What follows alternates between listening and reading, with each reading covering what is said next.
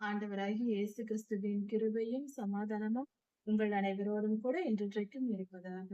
நான் உம்மை விட்டு விலகுவதும் இல்லை, என்னை கைவிடுவதும் இல்லை என்று சொன்ன நமது ஆண்டவராகிய இயேசு கிறிஸ்து நம்முடனே கூட இருக்கிறார். சமாதானமா இருப்போம். எசேக்கியேல் 30ஆம் அதிகாரம் 8ஆம் வசனம் முதல் 26ஆம் வசனம் வரை. இந்த வேத பகுதியில் எகிப்தியருக்கு கர்த்தர் கொடுக்கிற நியாய தீர்ப்பை குறித்து தீர்க்க தரிசனமாக எசேக்கியேலியாவினிடத்தில் கர்த்தர் சொல்லுகிறார். அந்த செய்திகள் இந்த வேத பகுதியில் கொடுக்கப்பட்டிருக்கிறது. இதை நாம் தியானிக்கும் பொழுது எகிப்தியர்கள் அன்று செய்த பாவங்களை நாம் செய்தால், அவர்கள் செய்த அக்கிரமங்களை, அவர்கள் செய்த அநியாயங்களை நாம் செய்யும் பொழுது நமக்கும் இப்படிப்பட்ட துன்பங்கள் வரும் என்ற பாடத்தை நாம் கற்றுக்கொள்கிறோம். கர்த்தர் நேற்றும் இன்றும் என்றும் மாறாதவர். அவர் ஜனங்களை நீதியாய் நியாயந்திருக்கிற தேவனாய் இருக்கிறார். அநியாயமாய் அக்கிரமமாய் வாழ்கிறவர்களுக்கு அவர்கள் வாழ்நாள் முழுவதும் திருந்தாமல் அவர்கள் பாவம் செய்து பிறருக்கு துன்பத்தை கொடுத்துவிட்டு அவர்கள் வாழ்கிறார்கள் என்றால், அப்படிப்பட்டவர்களை கர்த்தர் நியாயம் விசாரிக்காமல் இருப்பதில்லை. அவர்களுக்கு தகுந்த தண்டனையை அவர் கொடுக்கிறார். கர்த்தர் நல்லவர், அவர் நீதி உள்ளவர் என்பது நீதிமான்களுக்கு விளங்கும். நாம் கர்த்தருடைய வழிகளில் நடக்கிறோம், ஆனால் நமக்கு விரோதமாய் நாம் ஒரு தவறும் செய்யாதிருக்கும் பொழுதும், நாம் பிறருக்கு துன்பம் கொடுக்காமல் இருக்கும் போதும் நமக்கு துன்பம் விளைவிப்பவர்கள் அநேகர் இருப்பார்கள். அவர்கள் நமக்கு துன்பம் கொடுக்கும் போது நாம் கர்த்தரை நோக்கி கூப்பிடுவோம். கர்த்தாவே, எங்களை காப்பாற்றும், எங்களுக்கு இப்படி அநியாயமாய் செய்கிறார்களே என்று சொல்வோம். அப்படி சொல்லும் பொழுது நம் மனம் ஏங்கும். அநியாயக்காரரும் துன்மார்க்கரும் செழித்திருக்கும் போது, அவர்கள் நன்றாக வாழும் போது நாம் நீதிமான்களாய் இருந்தோம் என்றால் நம்மை அவர்கள் துன்பப்படுத்துவார்கள். அப்பொழுது நமக்கு மிகுந்த மனவேதனை உண்டாகும். பாவம் செய்கிறவர்கள் இவர்கள், ஆனால் தண்டனை அனுபவிக்கிறவர்கள் நாம் என்று நமக்கு தோன்றும். அப்படியாக ஆனால் அப்படி இல்லை. கர்த்தர் நீதி உள்ளவர். அவரவர் செய்கிற அநியாயத்திற்கும் அக்கிரமத்திற்கும் கர்த்தர் நீதியாய் நியாயத்திருப்பார். அவர் நீதி உள்ளவர் என்பதை இந்த வேத பகுதி நமக்கு வெளிப்படுத்துகிறது. அவர் கர்த்தர், இந்த உலகத்தில் சர்வ வல்லமை பொருந்தியவர் என்பதையும் இந்த வேத பகுதி நமக்கு வெளிப்படுத்துகிறது. யாரையும் தண்டிக்கவும் யாரையும் காப்பாற்றவும் அவர் வல்லமை உள்ளவர் என்பதையும் புரிந்து கொள்ளலாம். கர்த்தர் தம்முடைய வல்லமையை வெளிப்படுத்தும்படியாக எகிப்தியர்கள் செய்த அக்கிரமத்தின் நிமித்தம், இஸ்ரவேலருக்கு செய்த துரோகத்தின் நிமித்தமும் மற்ற எல்லா அக்கிரமங்களின் நிமித்தமும் கர்த்தர் அவர்களை எகிப்திலே, அந்த தேசத்திலே தீ கொளுத்துவேன் என்று சொல்லுகிறார். அவர்களுக்கு தண்டனை கொடுப்பேன் என்று சொல்லுகிறார். எத்தியோப்பிய தேசத்தார் நிர்விசாரமாய் வாழ்ந்திருக்கிறார்கள். நிர்விசாரம் என்றால் கேர்லெஸ்னஸ், பொறுப்பில்லாமல் நடப்பது.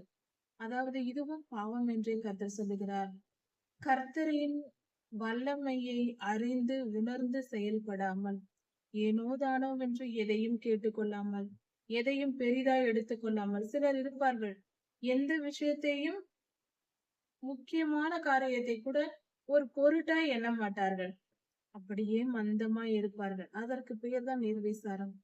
கர்த்தருக்குரிய காரியங்களை, கர்த்தருக்கேற்ற காரியங்களில் பயபக்தியாக உண்மையாக இருக்க வேண்டும். நீதி நியாயங்களை கடைபிடிப்பதில் கவனமாய் இருக்க வேண்டும். அப்படி இல்லாமல் எது வேண்டுமென்றாலும் எப்படி வேண்டுமென்றாலும் போகட்டும் என்று நினைப்பது நிர்விசாரம். நான் எப்படி வேண்டுமென்றாலும் இருப்பேன், யார் சொல்வதையும் கேட்க மாட்டேன் என்று இருப்பார்கள். அதற்கு பெயர் நிர்விசாரம். அப்படிப்பட்டவர்கள் கேர்லெஸ்ஸாக, ஒரு பொருட்டாக எதையும் எண்ணாதவர்களுக்கு கர்த்தர் நியாய தீர்ப்பை கொடுப்பார். எத்தனை முறை சொல்லியும் அவர்கள் அப்படியே இருப்பார். அதனால் கர்த்தர் அவர்களை தண்டிக்கிறார். அப்படிப்பட்ட எத்தியோப்பியரை தண்டிக்க கப்பல்களில் தூது ஆட்கள் போவார்கள் என்று கர்த்தர் சொல்லுகிறார். எகிப்து தேசத்தின் ஜனங்கள், அதாவது எத்தியோப்பியர்கள் பாவம் செய்தார்கள். அவர்களை தண்டிக்க கர்த்தர் கப்பல் வழியாய் அவர்களுக்கு ஆள் அனுப்புவாராம். அவர்கள் எதிரிகள் கப்பலிலே வருவார்கள் என்று பொருள். இப்படி எத்தியோப்பியாவிற்கு கர்த்தர் நியாய தீர்ப்பை அனுப்பும் போது, அங்கு தண்டனை வரும் பொழுது, எகிப்திலே மகாவேதனை எப்படி உண்டாயிற்றோ அது போல எத்தியோப்பியாவிலும் உண்டாகும் என்று கர்த்தர் சொல்லுகிறார். கர்த்தர் சொல்லுகிறார், இதோ அது வருகிறது என்று சொல்லுகிறார். அப்படி என்றால் கர்த்தருடைய நாள் வருகிறது என்று பொருள். கர்த்தர் நியாயம் தீர்க்கக்கூடிய நாள் வருகிறது. அப்பொழுது கர்த்தர் என்ன செய்வார் என்று இங்கு சொல்லப்பட்டிருக்கிறது. பாபிலோன் ராஜாவை கொண்டு எகிப்தின் சந்ததியை நான் ஒழிய பண்ணுவேன் என்று கர்த்தர் சொல்லுகிறார். அதாவது எகிப்தியர்கள் பாவம் செய்தார்கள். அவர்கள் செய்த தண்டனைக்கு, அவர்கள் செய்த அக்கிரமத்திற்கு, அவர்கள் செய்த துன்மார்க்க செயல்களுக்கு தண்டனை கொடுக்கும் விதமாக கர்த்தர் பாபிலோன் ராஜாவாகிய நேபுகாத்நேச்சாரை தெரிந்து கொண்டு அந்த ராஜாவை எகிப்துக்கு விரோதமாக யுத்தம் செய்ய அனுப்புகிறார். எகிப்தின் ராஜாவை அழிக்கவும், தேசத்தை அழிக்க நேபுகாத்நேச்சார் ராஜாவை கர்த்தர் பயன்படுத்துகிறார்.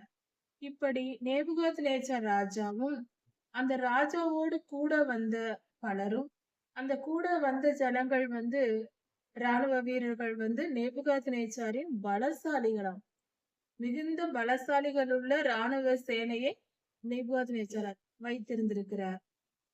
இப்படி நேபுகாத்நேச்சார் ராஜாவும் அவரோடு கூட இருந்த ராணுவ வீரர்களும் எகிப்து தேசத்திற்கு விரோதமாக பட்டயத்தை எடுத்து வந்து தேசத்தை அழிப்பதற்காகவே அவர்கள் பட்டயங்களை ஆயத்தப்படுத்தி வைத்திருந்திருக்கிறார்கள். அதையெல்லாம் எடுத்து வந்து எகிப்து தேசத்தை அழித்து போடுவார்கள் என்று கர்த்தர் சொல்லுகிறார். அப்படி எகிப்திலே அழிந்தவர்களின் உடல்கள் தேசமெங்கும் கிடக்கும். அந்த அளவுக்கு பெரிய சங்காரம் உண்டாகும் என்று கர்த்தர் சொல்லுகிறார். இது கர்த்தருடைய கோபத்தின் விளைவு. கர்த்தர் எகிப்தின் மேல் கோபம் கொண்டு நேபுகாத்நேச்சாரை வைத்து கர்த்தர் பழி வாங்குகிறார். இந்த சம்பவத்தை நாம் பார்க்கும் பொழுது, இன்றும் நம் தேசங்களில், நம் நாடுகளில் நடக்கிற காரியங்களை பார்க்கும் பொழுது, நமக்கு ஒரு தீமை வந்தது என்றால் அதற்கு மிகப்பெரிய காரணம் நாம் தான். அடுத்தவர் மேலோ, நம் எதிரி மேலோ நாம் பழி போட தேவையில்லை. நம்முடைய அக்கிரமங்களும் பாவங்களுமே நமக்கு நியாய தீர்ப்பை, தண்டனையை கொண்டு வருகிறது. இப்படியாக கர்த்தர் சொல்லுகிறார், நான் எகிப்து தேசத்தின் நதிகளை வற்றி போக பண்ணுவேன். அந்த தேசத்தின் நதிகள் எல்லாம் தண்ணீர் இல்லாமல் உலர்ந்து போகும். அப்படி தண்ணீர் இல்லாமல் வற்றி போவதனால் தேசத்தின் செழிப்பு குறைந்து போகும். அப்படி நான் செய்வேன் என்று கர்த்தர் சொல்லுகிறார். தேசத்தையும் அதிலுள்ள தேசத்தையும் அதிலுள்ள யாவற்றையும் நான் அழித்து போடுவேன். அந்நிய தேசத்தாரை அனுப்பி அந்நிய ராஜாவினால் எதிரிகளாக வரவழைத்து அந்த தேசத்தை நான் அழித்து போடுவேன் என்று கர்த்தர் சொல்லுகிறார். நான் அப்படி செய்யும் பொழுது அவர்கள் நான் கர்த்தர் என்று அறிந்து கொள்வார்கள் என்று கர்த்தர் சொல்லுகிறார். கர்த்தராகிய நான் இதை சொன்னேன் என்று கர்த்தர் சொல்லுகிறார். அவர்தான் சொல்லுகிறார், அவர்தான் செய்கிறார். முதலில் கர்த்தர் தீர்க்க தரிசனம் உரைத்து விட்டு அதன் பின்பு இந்த காரியத்தை செய்கிறார். அந்த செயல் நடைபெறும் பொழுது ஜனங்கள் ஏற்கனவே கர்த்தர் சொன்னார், அது நடந்திருக்கிறது, கர்த்தரே இதை செய்தார் என்று அறிந்து கொள்வார்கள். இதுதான் அந்த காலத்தில் கர்த்தர் தம்மை வெளிப்படுத்தின விதமாய் இருக்கிறது. கர்த்தரை அறியாத மக்கள், ஏற்றுக்கொள்ளாதவர்கள், அடங்காதவர்கள், துன்மார்க்கருக்கு கர்த்தர் கொடுக்கும் நியாய தீர்ப்பாய் இருக்கிறது. கர்த்தராகிய தேவன் சொல்லுகிறார், நான் நரகலான விக்கிரகங்களை, அருவருக்கத்தக்க விக்கிரகங்களை, அதாவது அந்த கால விக்கிரகங்கள் மிகவும் அருவருப்பாக செய்யப்பட்டது. அதை வழிபடும் முறைகளும் மிகவும் அருவருப்பானது. இப்படிப்பட்ட அந்த விக்கிரகங்களையும் நோப்பின் சிலைகளையும் ஒழிய பண்ணுவேன் என்று சொல்லுகிறார். நோப் என்பது ஒரு இடம். அந்த இடத்தில் உள்ள சிலைகளையும் நான் அழிய பண்ணுவேன். விக்கிரகங்களையும் சிலைகளையும் நான் அழிய பண்ணுவேன். இனி ஒரு அதிபதியும் ஈரான் என்று கர்த்தர் சொல்லியிருக்கிறார். எகிப்து தேசத்தில் இனி ஒரு அதிபதியும் ஈரான் என்று சொல்லியிருக்கிறார். இதன் பொருள் என்ன? கர்த்தர் மிகப்பெரிய ரகசியத்தை இந்த வசனத்தில் ஒளித்து வைத்திருக்கிறார். விக்கிரகங்களையும் சிலைகளையும் ஒழிய பண்ணுவேன். இனி எகிப்து தேசத்தில் அதிபதி ஒருவனும் இருக்க மாட்டான் என்று சொல்லியிருக்கிறார். நாம் கடந்த அதிகாரங்களில் நாம் தியானித்து வரும்போது கர்த்தர் ஒவ்வொரு தேசத்திற்கும் நியாய தீர்ப்பை சொல்லும் போது தீருவின் அதிபதியை குறித்து என்று எசேக்கியேல் 28ஆம் அதிகாரத்தில் சொல்லி இருக்கிறார். தீருவின் அதிபதி என்று. அதிபதி என்ற வார்த்தையை கர்த்தர் இங்கு பொல்லாதவனுக்கு பயன்படுத்துகிறார். இங்கு எகிப்தின் அதிபதியை ஒழிய பண்ணுவேன் என்று சொல்லுகிறார். இந்த அதிபதி என்ற வார்த்தை பொல்லாத சாத்தானை குறிக்கிறது. சரி, இது எப்படி நாம் புரிந்து கொள்வது என்றால், விக்கிரகங்களை அழிப்பேன், சிலைகளை ஒழிய பண்ணுவேன், ஒரு அதிபதியும் இருக்க மாட்டான் என்று இந்த வசனத்தில் சொல்லப்பட்டிருக்கிறது. அப்படி என்றால் விக்கிரக ஆராதனைக்கும் சிலைகளை அந்த காலத்தில் அவர்கள் எகிப்து தேசத்தில் செய்த அந்த விக்கிரகங்கள் அந்த சிலைகளுக்கும் பொல்லாத சாத்தானுக்கும் சம்பந்தம் இருந்திருக்கிறது. இதன் பொருள் என்ன? சற்று நாம் தியானித்து பார்ப்போம். அதாவது நாம் எசேக்கியேல் 28ஆம் அதிகாரத்தை தியானிக்கும் போது பொல்லாதவன் சாத்தான் யார் என்று நாம் தெரிந்து கொண்டோம். அவனுடைய செயல்கள் என்ன? அவன் எப்படி உருவானான்? கர்த்தர் அவனை தேவதூதனாய் படைத்தார். அவன் கெட்டு போய் சாத்தானாய் மாறினான். அவன் அழிய போகிறான் என்று பார்த்தோம். அவன் அழிவதற்குள் மனிதர்களை அவன் தவறான வழியில் நடத்தி தன்னிடமாய் ஒரு கூட்டத்தை சேர்த்துக் கொள்கிறான் என்று பார்த்தோம். ஆதியாகம காலத்திலே ஒரு காரியம் நடந்தது, நமக்கு நன்றாக தெரியும். ஏவாள் அம்மாவை ஏமாற்றி பழத்தை சாப்பிட வைத்து தனக்கு அடிமையாக்கி கொண்டான். ஒரு தேசத்தின் ஒரு ராஜாவை இன்னொரு மனிதன் ராஜாவாக்கி விட்டு அடுத்த மனிதன் அடிமையாக்கி விட்டால் அந்த தேசமே அவனுடையது. ஒரே ஒரு ராஜா அந்த ராஜாவை வீழ்த்தி விட்டால் அவனுடைய தேசமே அவனுடையதாக எதிரியுடையதாய் மாறிப்போகும். எந்த எதிரி ராஜாவை வீழ்த்தினால் வீழ்த்தப்பட்ட ராஜாவின் ராஜ்யத்தை இந்த எதிரி எடுத்துக்கொள்ளும். இது வழக்கம். இதே போலதான் ஆதியாகம காலத்தில் நடந்தது. ஏவாள் அம்மாவை ஆதாமும் ஏவாளும் உலகத்தின் அதிபதியாய் இருந்தார்கள். உலகம் முழுவதையும் ஆண்டு கொள்வர் என்று கர்த்தர் அவர்களுக்கு சொல்லி இருந்தார். ஆனால் அந்த இருவரையும் சாத்தான் வஞ்சகத்தால் தனக்கு அடிமையாக்கி கொண்டான். தான் சொன்னதை கேட்க வைத்தார். அதனால் அவர்கள் இருவரும் சாத்தானுக்கு அடிமையானார். இதனால் பூமி முழுவதும் அவனுக்கு சொந்தமாயிற்று. இப்பொழுது அவன்தான் ஆண்டு கொண்டிருக்கிறான். உலகத்தின் மொத்த அதிகாரமும் அவனிடத்தில் இருக்கிறது. கர்த்தர் அதை நமக்கு கொடுத்தார். நாம் அவனிடத்தில் இழந்து விட்டோம். அதை மீட்கும் பணியில் தான் இன்று கர்த்தருடைய பிள்ளைகள் இருக்கிறோம். யுத்த சேனை என்பது அதுதான். நாம் பரிசுத்தமாய் வாழும் போது சாத்தான் நம்மை ஆண்டு கொள்ள முடியாது. அதனால் நாம் ராஜாக்கள் ஆகிறோம். அதாவது இந்த உலகெங்கும் அவனுடையதாயிற்று அல்லவா? இந்த உலகத்தின் எல்லா பகுதிகளும் அவனுடையதாயிற்று. அவன் எங்கெங்கு அதிகாரம் செலுத்துகிறான்? ஒரு தனிப்பட்ட மனிதனின் வாழ்க்கையிலும் ஒரு குடும்பத்தையும் ஒரு தேசத்தையும் ஒரு இடங்களையும் அவனுக்கென்று அரண்களை ஏற்படுத்தி கொண்டு அங்கங்கு அமர்ந்து கொண்டு அவன் இப்படியாக ஆளுகை செய்து கொண்டிருக்கிறான் சாத்தான். ஒவ்வொரு மனிதனுக்குள்ளும் அவன் சுலபமாக நுழைவான். மனிதர்கள் பாவம் செய்யும் போது அந்த மனிதனை ஆளுகை செய்யும் அதிகாரம் அவனுக்கு உண்டு. அதுதான் ஆவிக்குரிய சட்டம். இந்த ஆவி என்றால் பயப்பட தேவையில்லை. ஆவி என்றால் நாமே ஆவிதான். நமக்குள் நாம் ஆவி, ஆத்மா, சரீரம் என்ற மூன்றும் இணைந்த நிலையில் மனிதன் இருக்கிறோம். தேவனும் ஆவியாய் இருக்கிறார். பொல்லாத சாத்தானும் ஆவியின் மண்டலத்தில் இருக்கிறார். அதனால் அதை கண்டு பயப்படாமல் தெளிவாய் புரிந்து கொள்ள வேண்டும். ஆவியின் மண்டலம் என்பது அது ஒரு பயமுறுத்தக்கூடியது அல்ல. இன்னும் சொல்ல போனால் அது சுலபமானது. பொல்லாத ஆவிகளை கண்டும் நாம் பயப்பட தேவையில்லை. அது பயத்திற்குரிய காரியமே அல்ல. பொல்லாத ஆவிகள் என்றால் அது பயப்படக்கூடிய காரியம் அல்ல. அது அருவருக்கத்தக்கது. பொல்லாத ஆவிகள் என்பது அருவருப்பானது. அதாவது சாத்தான் மனிதனை தொடுவது என்பது நம்முடைய அணிந்திருக்கும் உடையில் சேறுபடிவது போல.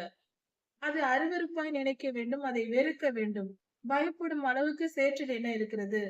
அது போலதான் சாத்தானை பார்த்து மனிதர்கள் பயப்படக்கூடாது. அவன் அருவருப்பானவன் என்பதால் அவனுடைய செயல்களையும் அவனையும் வெறுக்க வேண்டும். அவன் பாவம் செய்ய தூண்டுவான். அவன் பாவத்தின் அதிகாரியாய் இருக்கிறான். கர்த்தர் இந்த விக்கிரக ஆராதனைக்கும் சிலைகளுக்கும் இப்படிதான் மனிதர்கள் இப்படிப்பட்ட அருவருப்பான விக்கிரகங்களையும் சிலைகளையும் செய்து அதை வணங்கும் பொழுது சாத்தான் அதற்குள் நுழைந்து அவர்களை, அதாவது கர்த்தருக்கு விரோதமாக இப்படிப்பட்ட காரியங்களை செய்ய வைப்பதே சாத்தான் தான். செய்ய வைத்து கர்த்தருக்கு முன்பாக ஜனங்களை பிரித்து விடுகிறார். கர்த்தரிடத்திலிருந்து பிரித்து விட்டு பாவம் செய்ய வைத்து கர்த்தருடைய கரங்களால் அந்த மனிதர்கள் அழியும்படி செய்கிறார். அதனால் சிலைகள் விக்கிரக ஆராதனை செய்வது என்பது செய்ய தூண்டுவது சாத்தான் தான். அப்படி செய்யும் போது அந்த மனிதர்களை பிடித்து கொண்டு, தன் பேச்சை கேட்கிறவர்களை பிடித்து கொண்டு அவர்களை பாவ வழியில் நடத்தி அவர்களை துன்பப்படுத்தி கொடுமைப்படுத்தி அவனை சித்திரவதை அந்த மனிதர்களை சித்திரவதை செய்வது அவனுடைய வழக்கம், சாத்தானின் வழக்கம். இப்படிப்பட்ட அவன் செயல்கள், அது விக்கிரக ஆராதனை என்பது அருவருக்கத்தக்க விக்கிரகங்களை செய்து சிலைகளை செய்து அந்த காலத்தில் எகிப்தில் வழிபட்டார்கள். அது கர்த்தருக்கு அருவருப்பானது. அந்த அருவருப்பான காரியத்தை செய்ய தூண்டினவன் சாத்தான். அந்த சிலைகளை கர்த்தர் அழித்து போட்டார். அதனால் அவன் செயல்கள், அவனுடைய பலன், அவனுடைய உழைப்பு எல்லாம் வீணாய் போயிற்று. அவனையே கர்த்தர் அழித்து போட்டார். அவைகள் அழிக்கப்பட்ட போது, சிலைகள் அழிக்கப்பட்ட போது அவன் செயல்களும் அவனும் அழிந்து போகிறான், பாதாளத்தில் அடைக்கப்படுகிறான். அவன் தங்குமிடம் இல்லாமல் போகிறது. பத்ரோஸை பாழாக்கி சோவானிலே தீ கொளுத்தி நோ பட்டணத்தில் ஆக்கினைகளை செய்து எகிப்தின் பெலனாகிய சீனின் மேல் என் உக்கிரத்தை ஊற்றி மகா கோபத்தை சீன் தேசத்தின் மேல் கர்த்தர் ஊற்றுவாராம். சீன் என்பது இந்த காலத்தில் இருக்கிற பெல்ஜியம் நாடு என்று கொடுக்கப்பட்டிருக்கிறது. நோ பட்டணத்தின் ஏராளமான ஜனங்களை நான் அழித்து போடுவேன் என்று கர்த்தர் சொல்கிறார். இந்த பட்டணங்கள், இந்த இடத்தில் இருக்கிற ஜனங்களை எல்லாம் நான் அழித்து விடுவேன் என்று சொல்லுகிறார்.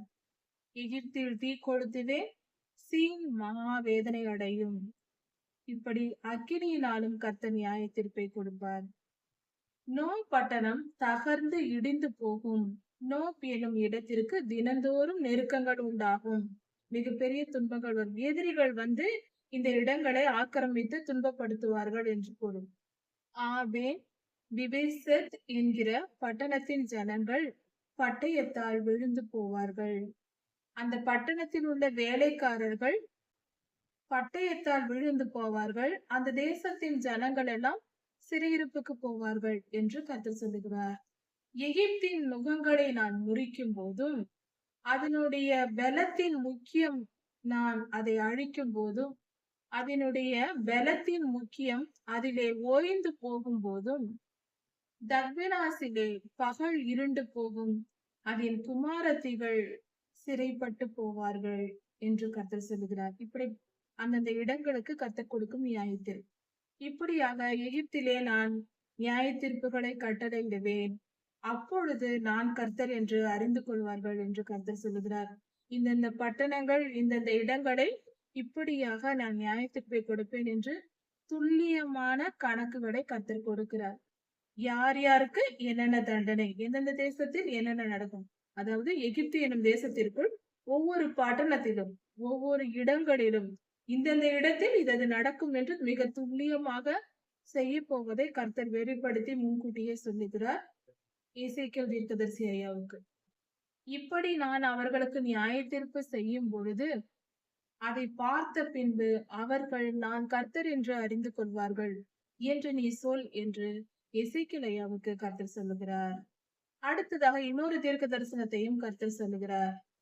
11ஆம் வருஷம் 1ஆம் மாதம் 7ஆம் தேதியிலே கர்த்தருடைய வார்த்தை எசேக்கியேல் தீர்க்கதரிசிக்கு உண்டாகிறது. கர்த்தர் சொல்லுகிறார், எகிப்தின் ராஜாவாகிய பார்வோனுடைய புயத்தை நான் முறித்து போடுவேன். பார்வோனுடைய கைகளை என்று பொருள். புயம் என்றால் கை.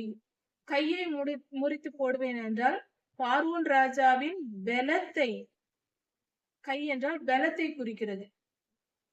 ராஜாவின் பலத்தை நான் அழித்து போடுவேன், முறித்து விடுவேன். பலன் குறைந்து போவார் அந்த ராஜா என்று பொருள். ஏற்கனவே எகிப்தின் ராஜா பலவீனம் அடைந்திருந்தார். அதாவது சரீர பலவீனம் அல்ல, ராணுவ பலம் குறைந்திருந்தது. ஏற்கனவே கர்த்தர் தண்டித்திருந்தார். அது மீண்டும் குணமாக்கப்படுவதில்லை. எகிப்து தேசம் ஏற்கனவே அடிபட்டு இருக்கிறது, கர்த்தருடைய கரங்களால் தண்டனை அனுபவித்துக் கொண்டிருக்கிறது. பலன் குறைந்திருக்கிறது. ராணுவம் அழிக்கப்பட்டிருக்கிறது. அதன் ராணுவ பலம் குறைந்திருக்கிறது. ஆனால் மீண்டும் அது எழும்பி வருவதில்லை. மீண்டுமாய் நான் அதை அழித்து போடுவேன், இன்னும் இருப்பதையும் நான் அழித்து போடுவேன் என்று கர்த்தர் சொல்லுகிறார். கர்த்தர் சொல்லுகிறார், நான் எகிப்தின் ராஜாவாகிய பார்வோனுக்கு விரோதமாக எழும்பி வந்து அவனுடைய பலமுள்ள கைகள், ஆனால் அது உடைந்து விட்டது, ஏற்கனவே உடைந்திருக்கிறது. பலனாய் உள்ள கைகள், ஆனால் அது ஏற்கனவே உடைந்திருக்கிறது. அந்த கைகளை நான் முறித்து போடுவேன். ஏற்கனவே அடிபட்டிருக்கிற அந்த கையை முற்றிலும் முறித்து போடுவேன் என்று கர்த்தர் சொல்லுகிறார். அதாவது எகிப்து தேசத்தின் ராஜ்யத்தில் அந்த இராணுவ பலம் உள்ளதாய் இருந்தது. இப்பொழுது அந்த பலம் குறைவுபட்டிருக்கிறது. முற்றிலுமாய் அது உடைக்கப்பட்டு போக போகிறது. பட்டயத்தை நான் அவன் கையில் இருந்து விழப்பண்ணி இராணுவ பலம் முற்றிலும் அற்றதாய் எகிப்து தேசத்தை கர்த்தர் பண்ணுவார். எகிப்தியரை ஜாதிகளுக்குள் சிதறடித்து புற தேசங்களுக்கு வெளிநாடுகளுக்குள் சிதறடித்து அந்த ஊரை விட்டு ஓடும்படி செய்து அவர்களை தேசங்களிலே தூற்றி விடுவேன் என்று கர்த்தர் சொல்லுகிறார். எல்லா தேசங்களிலும் சிதறடிக்க பண்ணுவேன் என்று சொல்லுகிறார். பாபிலோன் ராஜாவினுடைய கைகள், அதாவது எகிப்தை அழிக்க வருகிற பாபிலோன் ராஜாவாகிய நேபுகாத்நேச்சாரின் கையில் கர்த்தர் தம்முடைய பட்டயத்தை கொடுத்து அந்த ராஜாவை பலப்படுத்துவாராம். இப்படி நேபுகாத்நேச்சாரை பலப்படுத்தி எகிப்தின் ராஜாவாகிய பார்வோனை நான் அழித்து போடுவேன் என்று சொல்லுகிறார். இதை படிக்கும் பொழுது இன்றைய காலத்திற்கு இதை நாம் பார்த்தால் எவ்வளவு தெளிவான பொருள் புரிகிறது. நாம் நினைக்கிறோம் இந்த தேசம் அந்த தேசத்தை தாக்குகிறது, அந்த தேசம் இந்த தேசத்தை தாக்குகிறது என்றெல்லாம் நாம் நினைத்துக் கொள்கிறோம். செய்திகளில் படிக்கிறோம், டிவிகளில் பார்க்கிறோம். ஆனால் உண்மையில் அவர்களாக செயல்படுவதில்லை. கர்த்தரே இவைகளை நடத்துகிறார். இவர்களுக்கு பின்பாக தேசங்களில் யுத்தங்கள் உண்டாவதும் அழிவு உண்டாவதும் இயற்கை சீற்றங்கள் உண்டாவதும் இதையெல்லாம் பின்னால் இருந்து செய்து கொண்டிருப்பவர் கர்த்தர். நமக்கு மேலே இருந்து அவர் செய்து கொண்டிருக்கிறார்.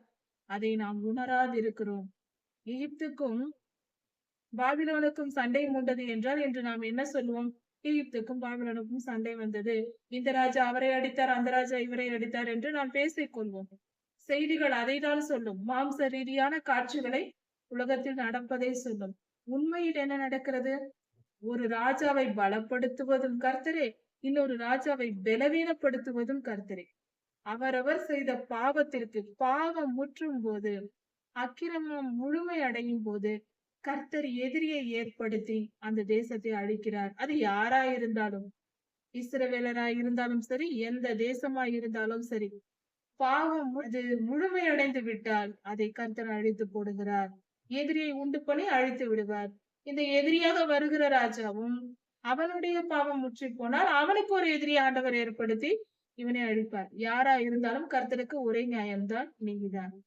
இப்படியாக எகிப்தின் பாவங்கள் முற்றியதினால், அது முழுமையடைந்து விட்டதினால் கர்த்தர் பாபிலோன் ராஜாவை பலப்படுத்தி தம்முடைய பட்டயத்தை என்றால் தம்முடைய வல்லமையை அந்த ராஜாவுக்கு கொடுத்து தேவ தூதர்கள் வந்து கூட இருந்து நேபுகாத்நேச்சாரோடு யுத்தம் செய்து எகிப்தை அழித்திருப்பார்கள். இதுதான் அதன் பொருள்.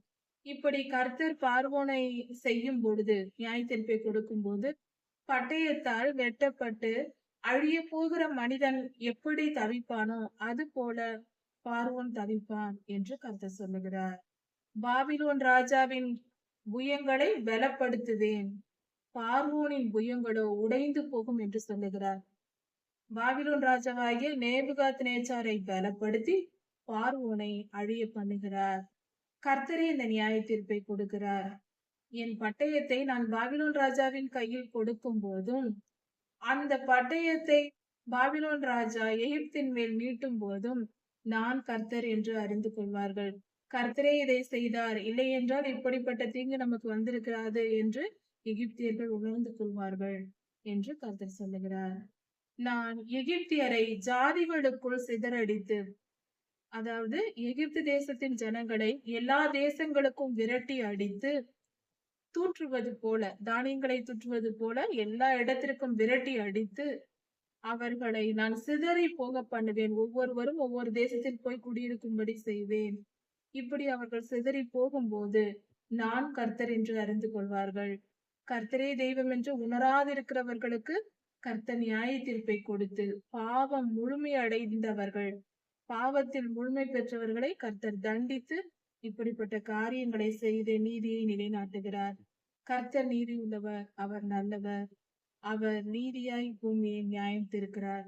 கர்த்தருக்கு பயந்து பரிசுத்தமாய் வாழ்வோம், நீதி நியாயங்களை கை கொள்வோம், கர்த்தருடைய கிருபையை பெற்றுக் கொள்வோம். நம்முடைய ஆண்டவராகிய இயேசு கிறிஸ்து சீக்கிரம் வரப்போகிறார். அவருடைய வருகைக்கு நாம் ஆயத்தப்படுவோம். இதன் தொடர்ச்சியை நாம் அடுத்த செய்தியில் பார்க்கலாம். நமது ஆண்டவராகிய இயேசு கிறிஸ்து சீக்கிரம் வரப்போகிறார். அவருடைய வருகைக்கு நாம் ஆயத்தப்படுவோம். மாரநாதா.